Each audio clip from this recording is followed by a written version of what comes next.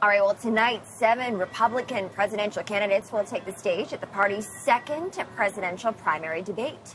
And tonight's event at the Ronald Reagan Presidential Library in Simi Valley, California, is another key step on the path to the 2024 presidential election. So here to help us break down what to expect is columnist and political analyst Jonathan Harris. Jonathan, thank you for joining us this morning. Let's start by addressing who will not be at this debate for a second time, 2 for 2. That's frontrunner and former President Donald Trump. Why is that?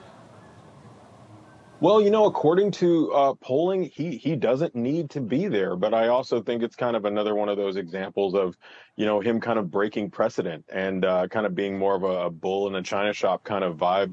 And that, I think, is what his voters seem to like about him, is that kind of, breaking precedent approach to politics. It's shocking because there's, not too long ago, that would have been disqualifying to say that you're not even going to show up at the debate. It would be seen as, disrespectful and disregarding to the voters who want to hear not only what your views are, but how they stack up against the competition. But as of right now, he's able to get away with not doing it. So I think and plus we know, he did this with when he was debating now President Biden.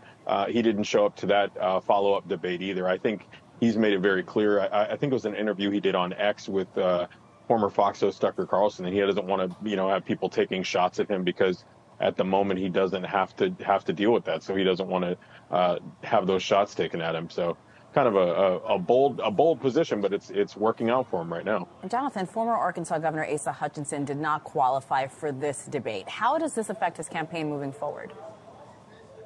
I think when you get to the point where you're not qualifying for the debates, the standards are pretty, I don't want to say low, but pretty inclusive. And if you're not able to qualify for the debate, it's kind of a signal that your campaign might be running out of steam.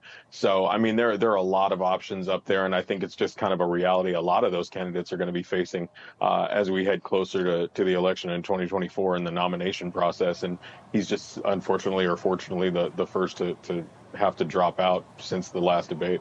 We did want to discuss a new poll from New Hampshire. It puts Nikki Haley in second place, right behind Donald Trump.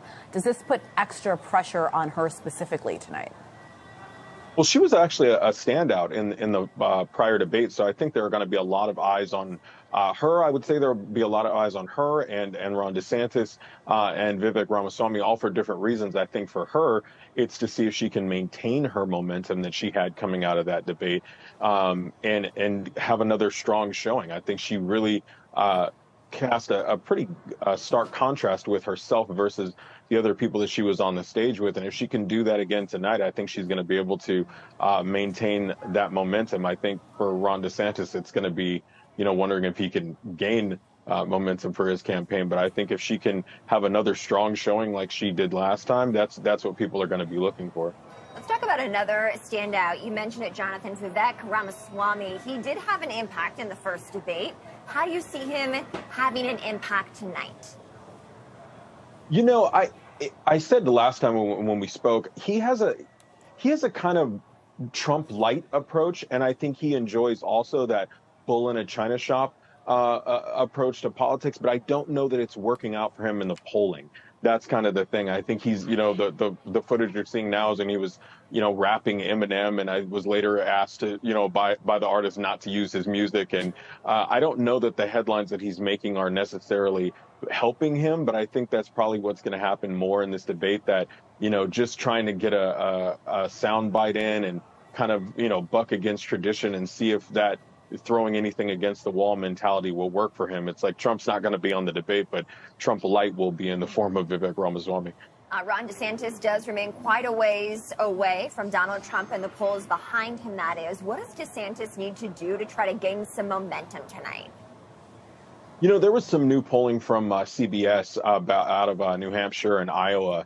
And one of the things I was really taken with was Trump has about 50% of the vote. And most people are like, oh, wow, that's really glaring, so on and so forth. That kind of seals the deal. But what I took away from that was that means that the other 50% of Republican voters do not want him to get the nomination. And so what's really happening is it's a question of who else they want to get the nomination, but that they all don't want him to have it, former President Trump. So I think with Ron DeSantis, it's going to be a matter of, really trying to hold out essentially and get as much of that remaining 50% that seems to be up for grabs, and not having some of those embarrassing campaign moments with the awkward laughing that he had at the last debate, and some of those other things. And if he can hold out for that other 50%, I think that's really going to be what his campaign's about.